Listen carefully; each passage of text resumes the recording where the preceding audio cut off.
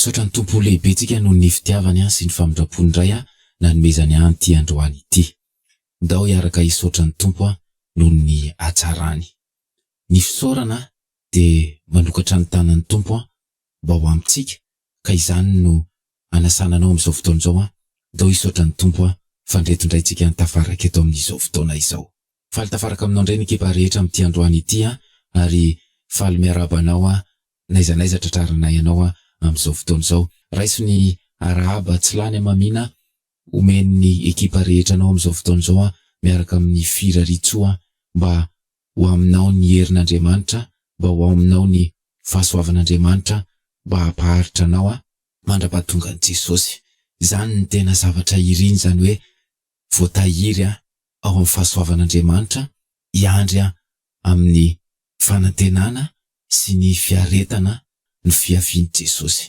Tsy dia manana tsotra amin'ny beatolotra anao zay afa-tsy ny mirary anao mba ho aharitra hatramin'ny farany. Ny tompo ane hitahiry anao ary hitany ianao io, hitany ianao manolo teny io, hitany ianao mangetaheta io, hitany ianao sy ny adinao io, dia ny tompo hanome hery anao dia na inona zavatra hitranga amin'ny fiainanao dia le fifaliana tsy mihetsika ao anatinao, fa ny tiandalana tsy maintsy misy ny ambony, tsy maintsy misy ny ambany, tsy maintsy misy ny loha sasy avoana, tsy maintsy alehantsika amin'ny androm-piainantsika, fa ny tompo hitahiry an'le fifaliana mba iny no hery hanosika ny tsirairay avy amin'izao fiandrasana ny tompo izao. Mankasitraka tanteraka zahay noho ny tsy fahafoizanao ny onjam-peo. Mankasitraka tanteraka amin'ny tsy fahafoizanao an'izao fandaharana izao. Manasa anao indray ary amin'ity androany ity, ndao hiaraka vetivety toy ny mahazatra, ary androany dia atokantsika ho an'ny tanora ny fotoana, ka amin'izao voalohany izao dia raha manana tanora ianao na misy tanora mba afaka atsoinao amin'izao fotoana izao dia dana atsofa izy fa natokana ho an'ny tanora indray ity fampianarana androany ity. Atombokantsika amin'ny vavaka ny fotoana tahaka mahazatra. Raha misy tanora amin'izao fotoana izao tsy zatra an'izany ny vavaka izany. Raha misy tanora amin'izao fotoana izao mahatsiaro mbola hafahafa mifiainona amin'le fandaharana, satria misy an'izany hoe mivavaka izany dia azo atao manelingelina anao zany fa efa fomba eto amin'ny fandaharana zany izahay efa manana fahatsapana fa tsy misy zavatra vita raha tsy misy ny fanatrehan'ny tompo. Dia izany no angatahana ny fanatrehany amin'ny alalan'ny vavaka. Izany no isaorana azy mba hisokatra ny tanany mba ho amintsika. Rehefa misokatra amintsika ny tanan'ny tompo dia feno ny fahasoavantsika, feno ny herintsika, feno ny fitahiantsika, fiarovana. Tsy voatanisa ny zavatra omen'ny tompo rehefa misokatra amintsika ny tanany, ka izany no mahatonga hoe misaotra. Raha mbola tsy hitanao izay atao, raha mbola tsy hitanao izay tenenina, dia enoy fotsiny aloha fa ny tompo mahita anao hoe ty olo ty mangetaheta nefa mbola tsy mahay mivavaka, dia izy no hiasa aminao. Ny zavatra ilain'ny tompo fotsiny dia le fangetahetana. Ndao ary ampio hivavaka ametraka an'izao fandaharana izao eo am-pelantanan'ny tompo. Jesosy misaotra anao indray zay amin'ity androany ity fa nomenao ny fomba rehetra azo anatanterahana izao fandaharana izao. Misaotra betsaka fa mbola nomenao indray ny teninao ho fanampin'ireo zavatra efa complet nomenao anay tamin'ity androany ity. Tena matsapy zay Jesosy fa tena tahinao manokana. Tahinao manokana ny malagasy. Ty tanindrazana ity dia mamokatra. Ty tanindrazana ity dia mamelona tsara ny malagasy. Ka misaotra betsaka anao noho ny amin'izany zavatra complet zany. Matetika izahay tsy mahita an'izany, jamba n'ity zao tontolo zao ty sy ny zavatra miseho eto, fa zavatra tolotrao isan'andro dia complet. Mankasitraka indrindra tompo ary ndreto zay anolo tena hianatra ny teninao ho mariky ny fisaorana ianao. Mankasitraka indrindra amin'ny zavatra ataonao aminay isan'andro. Tompo mangataka ny fanatrehanao zay. Miparitaka be zay samy manana ny tokantranony avy amin'izao fotoana izao, fa mangataka ny fanatrehanao na de samy any lavitra ny daholo ary zay rehetra. Tompo, jerevo ny fon'ny olona mangetaeta amin'izao fotoana izao. Tompo, jerevo ny olona efa nanolotra ny fotoanany ianarana ny teninao. Meo fo madio zay meo fo tsotra zay akatoavanay sy anatanterahanay ny teninao. Tompo, miaraha aminay hatramin'ny voalohany ka hatramin'ny farany fa tsy manan-kery zahay. Tena herin'olombelona ny ato aminay. Raha tsy manana ny herinao zay de tsy ho voarainay mihitsy zao teny zao, fa de hovariana amin'ity zavatra eto amin'ity zao tontolo zao ty ihany zay. Tompo, ka mangataka Tompo, fenohy ny herinao zay, ary tsay amin'ny tsirairay avy ny fanahinao masina mba ampiaika sy ampionina ary ameno fifaliana amin'ny fiainany tsirairay avy amin'ny fiainona amin'ny fianarana izao teny zao. Misaotra ry mpanjaka amin'ny mpanjako, tsika rehetra iaraka na hoe amen. Araka ny teneniko teo de manasa ny tanora amin'izao fotoana izao hianatra ny tenin'Andriamanitra. Androany tsika hitondra lesona mba hahatonga ny tanora hiteny hoe zava-dehibe amiko ny lanitra. Mety nanana zava-dehibe tamin'ny fiainany tsirairay avy arakaraky ny tanora, ny fiaviany, ny zava-kendreny, ny zavatra nianarany, ny fitezana sy tao an-trano. De reny zavatra reny ampiana amin'ny alalan'ny tenin'Andriamanitra mba ho zava-dehibe aminao alohan'ny zany zavatra rehetrarehetra zany ny lanitra. Efa akaiky Jesosy zao sao de varinan'ny ty zao tontolo zao ity ho rava, de asaina ny tanora androany ndao hianatra mba ho lasa ho zava-dehibe amin'ny tanora malagasy ny lanitra. Mety mbola tsy fantatrao ny momban'izany lanitra zany. Heninao fotsiny hoe makany an-danitra na makany amin'ny afo be, fa mety mbola tsy azonao an-tsaina hoe inona marina ny lanitra, ahoana ny paoziny any, ahoana ny fomba atongavana any. De tsy izay aloha no ianarana, fa androany de manasa fotsiny tenin'Andriamanitra hoe raha manaiky ny fampianarana ianao de ho lasa zava-dehibe aminao ny lanitra ao aorianan'izao amin'ny fampianarana izao. Fa tsy maintsy ay aloha ety am-boalohany ny atao hoe ny farany na ny fiafaran'ny zavatra atao. Misy finaliteany daholo zany ny zavatra rehetra atao. Tsika zao miresaka ara-panahy eto de mila fantatra zany hoe inona ny finalitean'ny fiainan'ny zanak'olombelona, de mba ho lasa zava-dehibe aminao zany finalitean'ny fiainana na ny fiafaran'ny fiainantsika zanak'olombelona. Ny irina ho an'ny tanora malagasy rehetra de ny lanitra no fiafaran'ny tanora malagasy rehetra. Ao amin'ny Koritianina voalohany toko 10:7-7 de misy tenin'Andriamanitra ohatr'izao vakiko aminao amin'ny anaran'i Jesosy. Raha izao fiainana izao ihany no anantenantsika ny Kristy, de mahantra indrindra amin'ny olona rehetra isika. Fahatsapana nananan'ny Paoly apôstôly io de nilazany hoe tsy amin'izao fiainana izao fotsiny no anantenantsika ny Kristy fa amin'le lanitra. Tena mahantra indrindra amin'ny olona rehetra tsika ozy raha ohatra ka hoe izao fiainana izao, satria ny manaradian'i Jesosy de misy zavatra be da be tsy atao, misy zavatra be da be tsy ananana, de ozy izy hoe mahantra indrindra amin'ny olona rehetra isika. Kanefany tsy izao fiainana izao ihany no anantenantsika an'i Jesosy Kristy fa le lanitra, le fiverenan'i Jesosy ety ambonin'ny tany aka an'ny ireo zay mpanaradia azy nandritry ny androm-piainany. Ka izany no hitondrana an'ity lesona ity hoe tena eritrereto lalina mihitsy zay hoe finalité na fiafarany ny zavatra atao ety ambonin'ny tany.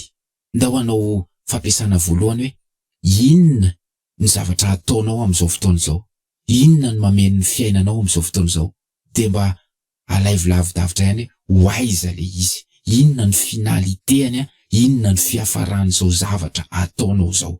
Tanora ianao zao, tsy fantako hoe inona ny ataonao, fa tokony ho saintsain'ny tanora tsirairay avy amin'ity androany ity hoe inona no fiafarany ny zavatra ataony. De izay aloha mila apetraka tsara zay. Tena tiako mihitsy ny tanora raha tena mba isaina an'izay hoe ty za ty moa zany mba inona marina ny fiafaran'izao zavatra ataoko zao. aiza ny misy anao am'izao fotoana izao, inona ny teneninao am'izao fotoana izao, inona ny mba ketriketrehanao am'izao fotoana izao. Dia mampiasa saina ny tanora satria manatsaina ny tanora ny men'Andriamanitra saina hijery ny fiafarany ny zavatra ataony. Rehefa miresaka fiafarana dia matahotra foana ny olona, indrindra fa ny tanora rehefa resahana zavatra lavitra dia feno fanahiana sy tahotra. Dia misy tenin'Andriamanitra ao amin'ny Apokalipsina fanambarana 3:20 vakiko aminao amin'ny anaran'i Jesosy. Satria efa nitandrina ny teny amin'ny faharetako ianao, izao kosa hiaro anao amin'ny ora ny fakapanahy izay hiatra amin'izao tontolo izao ho fizahan-toetra izay monina ambonin'ny tany. Amen be zany. Mpisaotra Tompo noho izany teninao zany. Raha misy tanora amin'izao fotoana izao manahy satria nanomboka nametraka izy fanontaniana momba ny fiafaran'ny fiainany, dia tia misy tenin'Andriamanitra mampahery anao. Izao kosa hiaro anao amin'ny ora ny fakapanahy. Manasa ny tanora rehetra amin'izao fotoana izao hibanjina an' Jesosy, fa ianao makatoa, ianao mitandrina ny teniny, dia Jesosy hiaro anao amin'ny ora ny fakapanahy. Mamay be ny fakapanahy amin'ny fahatanorana. Amin'ny mahatanora dia matetika tsy voatohatra le izy, fa Jesosy mihitsy nefa miteny fa izy ny hiaro ny tanora malagasy. Raha efa nieritreretinao lalina le hoe fiafaran'ny dianao ka nampanahanao dia tonga dia raiso ty tenin'Andriamanitra ity. Ny dikan'le hoe izao fiainana izao dia itsika mpandalo sy mpivahiny eto amin'ity tany ity. Na inona mitranga amin'ny fiainanao dia izay ataovy ao anatin'ny sainao tsara zay, mpandalo sy mpivahiny ety ambonin'ny tany. Izany no eritreretina hoe raha ny mandalo eto tsika, raha mivahiny eto ambonin'ny tany tsika, aiza ny finalitean'ny lalantsika. Dia izay no mahatonga an'ity fampianarana ity hoe tokony ho zava-dehibe amin'ny tanora amin'izay manomboka izao ny fiafaran'ny dia dia ny ho any an-danitra. Misy fampiasana faharoa indray ity hoentiko ianao mba hieritreritra ny toe-javatra anankiray tamin'ny fiainanao dia tsy nahazahoanao zavatra. Mety asa ve zay, mety voyage ve zay, mety zavatra tena fantatrao fa tsy ho azonao mihitsy zany. Mety hoe zao tena mbola tsy ho azoko mihitsy zany trano zany, mety tsy ho azoko mihitsy zany bourse extérieur zany, mety tsy ho azoko mihitsy io valisoa io, mety tsy ho azoko mihitsy le cadeau. Dia tsy azonao le izy. Dia eritreretra hoe tamin'ny fotoana inona taiza no nisy an'izay tsy nahazahoana ho an'izay zavatra izay. Mety ihany koa tsy zavatra le izy fa olona. Mety tsy mipetraka amin'ny ray aman-dreny intsony ianao, mety tsy hitanao intsony ny ankohonanao, mety tsy hitanao intsony ny ray aman-dreninao, mety tsy hitanao intsony le mpiray tabota aminao niaraka ny lalao taminao teo, mety tsy hitanao intsony le mpiara-mianatra, mety tsy hitanao intsony le mpiara-manao baolina, mety tsy hitanao intsony le mpiara-mihira aminao, mety nandahoanao le sipanao ohatra, mety nandahoanao le vadinao ohatra, mety nandahoanao ny ray aman-dreny, tsy hitanao zany le olona. Dia tiako mihitsy ianao eritreritra hoe taiza io fotoana io oviana io fotoana io. Dia rehefa nisy izay zavatra izay dia inona ny reaction anao, inona ny zavatra nisy tao amin'ny fiainanao. Tezitra ve ianao, déçu ve ianao, diso fanantenana ve ianao, dia lasa ve ianao varilavo, na te hamono tena ve ianao, na te hanao vengeance ve ianao, tsy alezy mihitsy ve ianao. Raha misy tanora tsy nahazo zavatra izy, dia ireo zavatra niteneniko ireo ny nahazo azy dia ity misy tenin'Andriamanitra omeko anao. Ao Petera 1:1-9. Ho amin'ny lova tsy mety simba, tsy misy loto, tsy mety levina, voatahiry any an-danitra ho anareo. Amen be zany. Averiko indray mandeha indray. Ho amin'ny lova tsy mety simba, tsy misy loto, tsy mety levina, voatahiry any an-danitra ho anareo. Izay no solon'ireo zavatra tsy azonao ireo. Izay no hipetraka indray ao anatin'ny sainao ka lasa ho zava-dehibe aminao ny lanitra. Misy zany trangan-javatra zany amin'ny fiainan'ny tsirairay. Raha mbola tsy nisy zany fa mety ozy ianao azoko daholo indray ny anahy, eo daholo ny ankohonako, teo daholo ny namako, tena ao tsara ny fiainako. Fa indray androany mbola mety misy zavatra tsy ho azonao, mety mbola tsy ho eo intsony ireo olona ireo. de andiso fanantenananao ny zavatra rehetrarehetra de ity zao tontolo zao ity. De io ny tenin'Andriamanitra io Petera voalohany, toko voalohany andininy fahatelo io tadidio tsara io. Tsy fantako zay mba teknika hitadidininao an'io tanora ianao afaka nareo mahita hevitra foana hitadidiana zavatra de mba tadidio io averiko ndray mandendray Petera voalohany toko voalohany andininy fahatelo. Io no solon'ireo zavatra rehetrarehetra tsy azonao. Mieritrereta ianao laharana be anankiray de mandeha le famemezana eo alohanao, tonga eo amin'ny toronao de tsy mahazo ianao. De mandeha indray ny aorianao de mahazo indray ny aoriana, fa teo aminao rery izy ny tsy nahazo. De rehefa misy an'izay de zao ianao de fa mianatra an'izany hoe raha vao ohatra ka misy an'izay, tonga de ny ao an-tsaina aingana de hoe Petera voalohany toko voalohany andininy fahatelo. Ho amin'ny lova tsy mety simba, tsy misy loto, tsy mety levina, voatahiry any an-danitra ho anareo. Io zany no andrandray ny tanora rehetrarehetra rehefa ohatra izy diso fanantenana tamin'ity zao tontolo zao ity. Na efa nisy ary zany de mbola hisy foana ny zavatra tsy ho azonao. Mety tsy de resaka materiel loatra sika fa mety ho azonao ny trano, mety ho azonao ny tomobila raha miasa tsara ianao raha ohatra ka mianatra tsara ianao de mety ho azonao zany. Fa le zavatra matetika tsy vidim-bola, ohatra hoe fanehoam-pitiavana, ohatra hoe tsisy miraharaha mihitsy, ohatra hoe lasa le olona tena nanakinanao ny fitokisanao, le mba olona natenainao, mety tsy namaly an'le etaetanao. Fa tsy maintsy misy zavatra afoinao, esorina amin'ny fiainanao mba hipetrahan'izany ao anatin'ny sainao. Raha ohatra ianao nametraka ny fitokisanao tamin'ny olona, raha ohatra ianao nametraka ny fitiavanao tamin'ny fitaovana sy ny materialy rehetra eto amin'ity zao tontolo zao ity, de izany tsy maintsy mila esorina izany, fa tsy tafapetraka ao anatin'ny fisainan'ny tanora anankiray mihitsy ny fitiavana ny lanitra, fanantenana ny lanitra, raha mbola mitoky be aman'olona izy raha mbola mitoky amin'izao zavatra hita maso orava eto amin'izao tontolo zao izy. De tsy maintsy mila fehezinao zany ny tenanao. Korintiana voalohany toko 7 andininy 5:20 amin'ny anaran'i Jesosy. Ary ny olona rehetra izay miezaka ahazo dia mahony tena amin'ny zavatra rehetra, kanefa ireny de mitady satroboninahitra mety ho loha, fa isika ny tsy mety ho loha. Noharin'ny tenin'Andriamanitra amin'ny mpiazakazaka mpanao atletisma ny toetra tokony hananan'ny tanora. Reny mpiazakazaka reny de mahony tena amin'ny zavatra rehetra. Mahatonga an'ireny mahazo médaille d'or reny tsy vitavita mora reny, fa mahony tena amin'ny zavatra rehetra. Ny tenin'Andriamanitra manamafy an'izany. De tian'ny Tompo ny tanora rehetra ahafetena amin'ny zavatra rehetra, mba hiandrandrana n'izany lanitra izany. De zay ny teneniko teo hoe mila mahafoy zavatra be da be ny tanora mba azahoany an'le toetra mahony tena. Io fahonona tena io de fitaovana anankiray ngeda be hiatrehana toe-javatra sarotra. Raha ny tanora anankiray ny mahony tena de mandalo fotsiny zavatra fa tsy mahakasika azy mihitsy. Rehefa miresaka tanora de tsy maintsy miresaka ny tenany, de rehefa miresaka ny tenany tanora de tsy maintsy miresaka firaisana ara-nofo. Tena mandeha be mihitsy zao firaisana ara-nofo eo amin'ny tanora amin'izao fotoana izao. Mila feheziny zany ao anatin'le zavatra rehetra zany.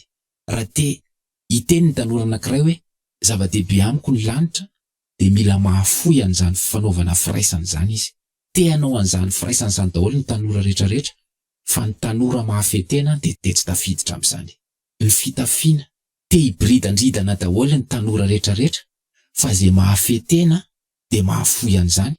De rehefa mahafoy an'izany izy de mipetraka ato anatin'ny lohany, ato anatin'ny fony, ao anatin'ny sainy, lasa fiainany mihitsy zany mangetaeta ny lanitra zany. Lasa priorité aminy, lasa important aminy, zava-dehibe aminy lanitra. Ka mahateny izy hoe zava-dehibe amiko ny lanitra, fa za tsy hanao an'izao fitafy mibridandridana zao, za tsy hanao fitafin'izao tontolo zao, za tsy hiditra amin'izany firaisana zany, na de te hanao an'izany ary za tsy miditra amin'izany, fa rehefa manambady zay vao hanao an'izany firaisana zany. Ny torimaso, meny tompo torimaso izy de tsy laniny mandeha mivoakala ny torimasony fa tena matory izy satria miandrandra ny lanitra izy. Ny fotoanany tsy laniny fotsiny ny fotoanany amin'ny resaka tsisy dikany mandeha mampiaraka etsy zero fa tena zava-dehibe aminy fotoanany. Tena tsapany mihitsy hoe za miandrandra ny lanitra, zava-dehibe amiko ny lanitra ka feheziko tsara ny fotoanako. Tsy manam-potoana firy mihitsy fa zay fotoanany men'ny tompo de anaovako ny sitrapony. Ny herin'ny fahatanorany laniny ny fanampiana ao atokantrano. Be da be mihitsy ny tanora miditra vany izy, tonga vany izy reraka avy any amin'ny zavatra nataony tany de te hisakafo de te hatory. Fa maninona tsy lanina ao atokantrano ny fotoana hanampiana ray aman-dreny io herinao io.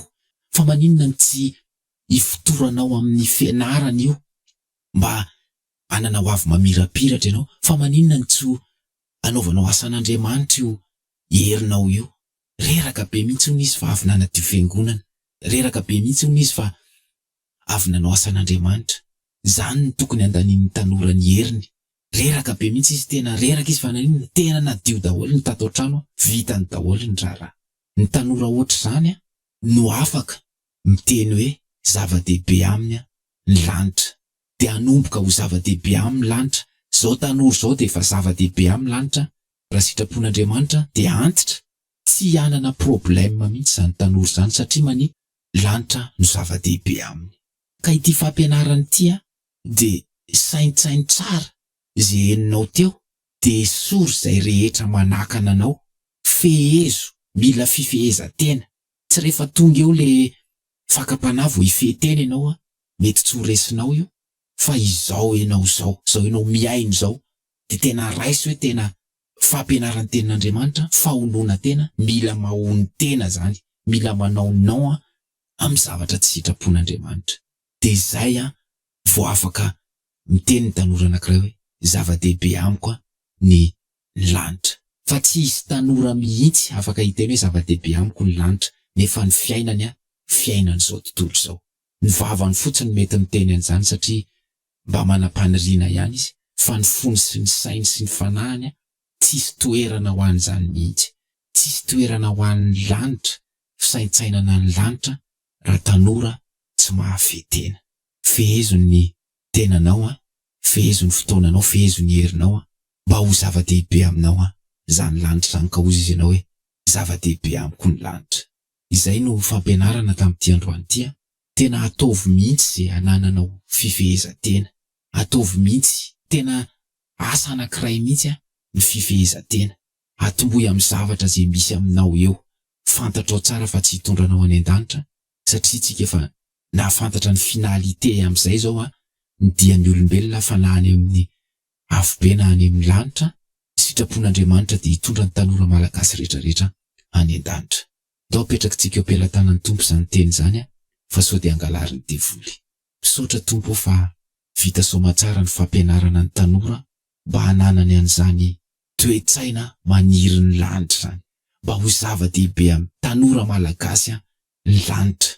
Tompo kasio ny fon'ny tanora rehetrarehetra amin'izao fotoana izao, zay mangetaeta Tompo, maniry Tompo mba hiara-monina aminao rahatr'izay.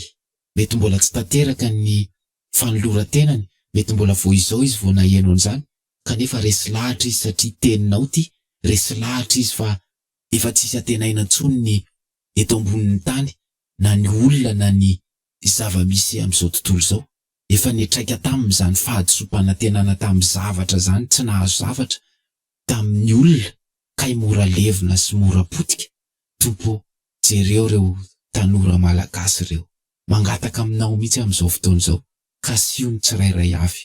Arotsay amin'izy ireo ny fanahinao masina ampiaiky Tompo, fa mila atao zava-dehibe mihitsy ny lanitra, satria any misy ny tsy mety simba, ny tsy mety loha, de mba hiandrandra an'izany ny tanora malagasy rehetra. Misaotra betsaka noho ny teninao, misaotra ny fampianarana, misaotra betsaka nanatrika anay teto hatramin'ny voalohany ka hatramin'ny farany. Apetraka eo pelantananao no avy Tompo fa tsy fantatraina de nydrefa aveo ary. Tera sy mankalaza, manome voninahitra anao mandrakizay, isaoranay ny anaranao masina. Misaotra betsaka Tompo, tsika rehetra anao hoe amen. Makasitraka tanteraka anao ny ekipa rehetra amin'izao fotoana izao tsy niova radio, mirary soa ho an'ny tanora malagasy rehetra zay ary mametraka ny mandram-piona fa manantena ny mbola hifankahita tandremo ry tanora malagasy fa efa ho avy Jesosy.